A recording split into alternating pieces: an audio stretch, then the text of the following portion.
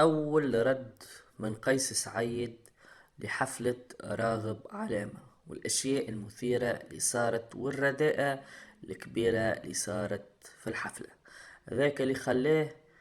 قيس سعيد رئيس الجمهورية التونسية عصر يوم الاثنين جويلية 2024 قام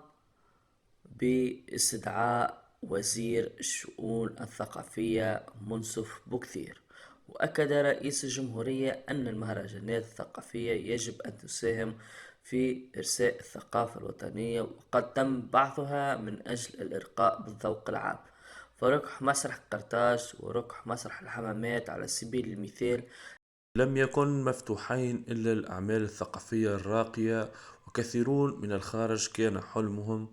هو الوقوف على هذا الركحين، لأنهم يعتبرون في ذلك اعترافا لهم بقيمتهم الفنية، بل وحتى تتويج لمسيرتهم، عكس ما يحصل اليوم